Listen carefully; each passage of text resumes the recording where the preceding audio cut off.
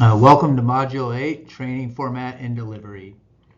This module is designed for training administrators and leads responsible for rolling out CHA-CHIP training in their organization or region.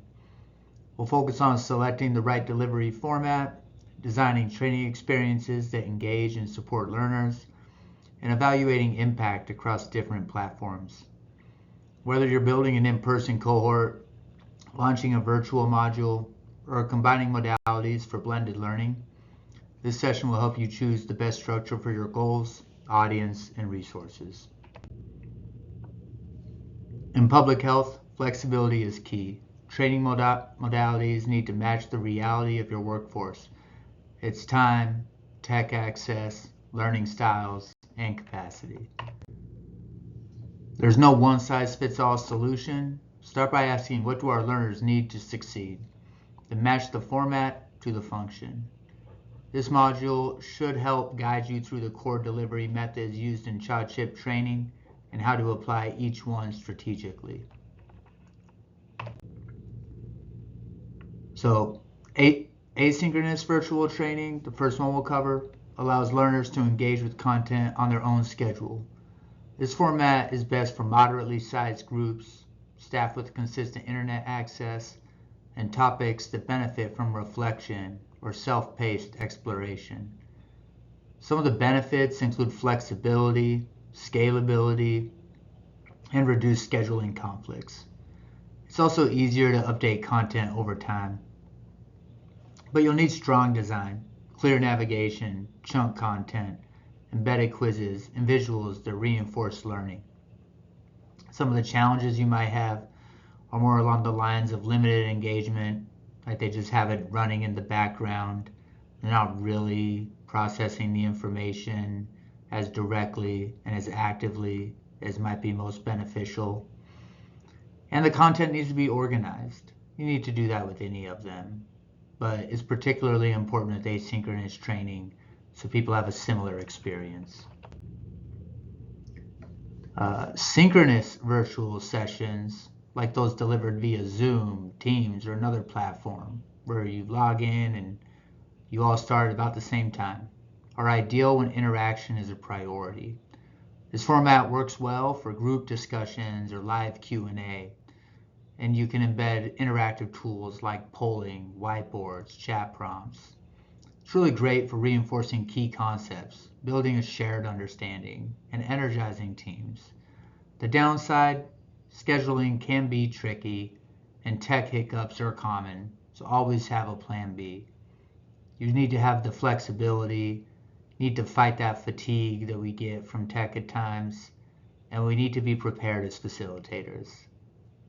A tip, maybe using co-facilitators. Have one host, have one focused on the content, and have one handling the chat with tech support if you have the resources. Try to build the polls into it.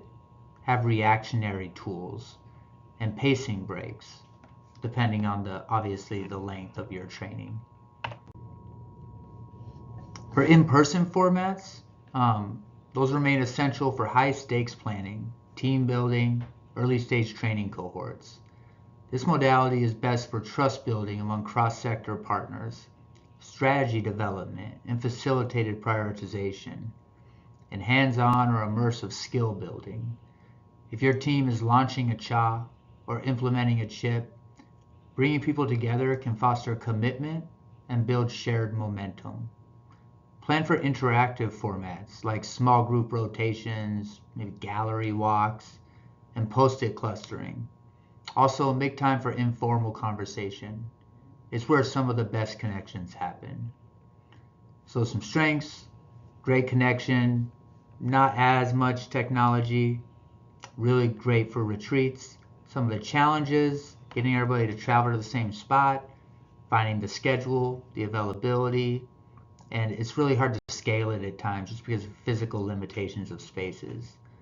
But the tip would be using participatory methods, providing clear printed materials and a backup plan for tech failures, and including unstructured time for networking.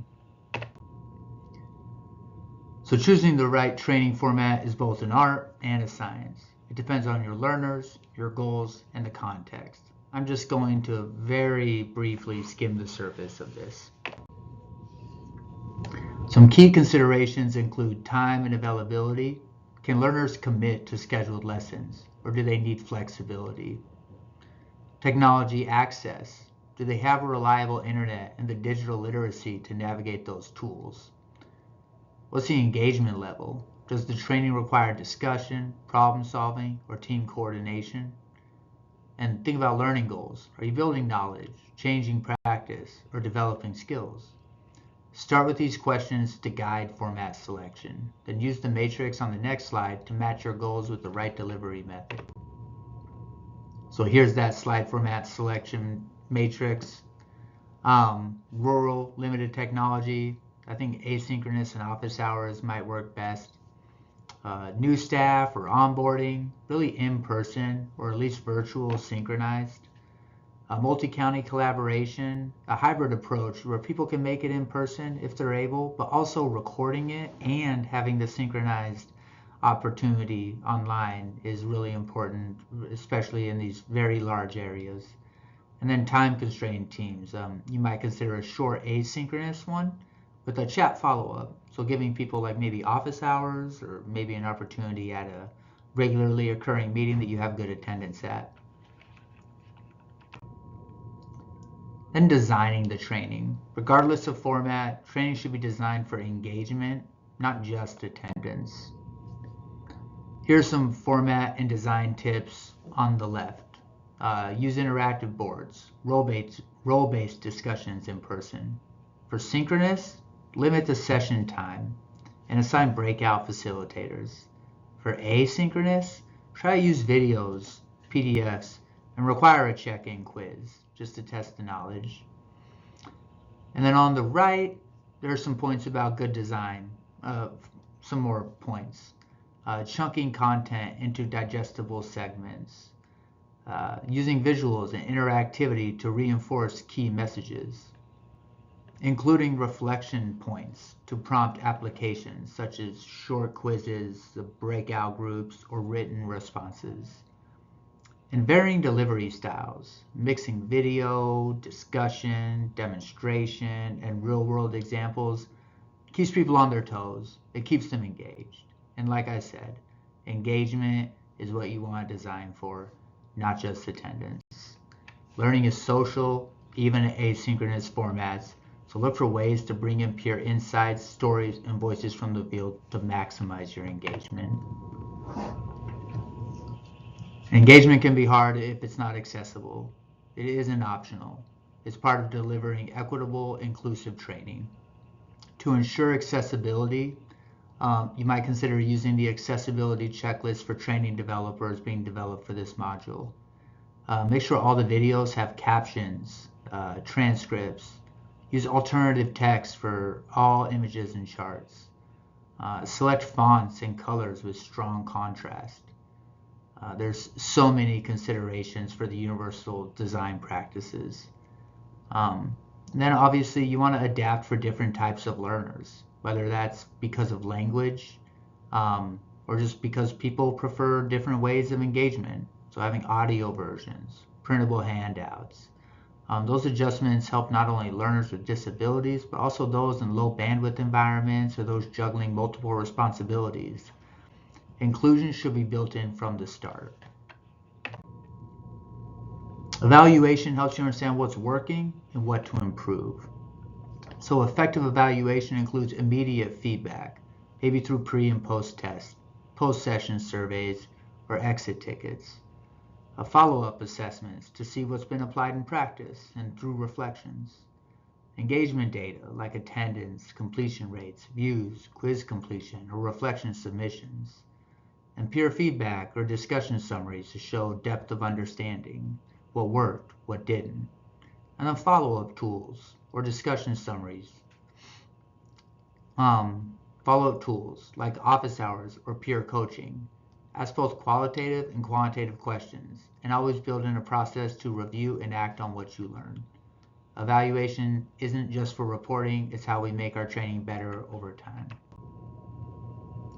So, this is the final module, so let's wrap it up.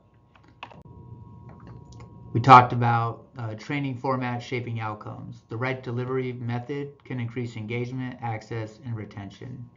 Each format has strengths. In-person builds connection, synchronous, immediacy, asynchronous, flexibility. A good design improves learning. Templates, checklists, pacing strategies, these all help learners stay engaged and increases retention. And accessibility is equity. Simple steps like captions, alternative text, mobile-friendly design ensures everyone can participate. And evaluation closes the loop. Feedback and outcome tracking makes your training better over time and more sustainable. So please complete the Module 8 quiz. I'll be providing some downloadable handouts and tools. For you, as a training administrator, you might consider reviewing the training format selection matrix. Decide what structure best fits your department's needs. Try to use the accessibility checklist to ensure your content is inclusive from the start. Adapt or adopt the evaluation questions provided to measure your training's impact, and create a plan for blended learning, especially if your audience includes both internal staff and external partners. Whether you're launching training this month or planning for the next cycle, these tools help ensure your delivery is intentional, inclusive, and impactful. So, just to wrap it up, there should be a feedback survey. Please tell us how the Child Ship training series were for you. What was most useful? What can we improve? Please complete the final assessment. This is a comprehensive review of all 8 modules, just to help reinforce learning and confirm your understanding, and also to help us improve the training. And then certificate of completion. You put the time in, and there's some recognition there. Once you complete that final assessment, you'll receive a certificate celebrating your dedication to community health improvement. So thank you for that. And finally, as we have in all the modules, here's some additional resources listed for you. I'm going to try to get these all posted so you have access to them. And I hope that you found everything that we've done here to be useful. Thank you.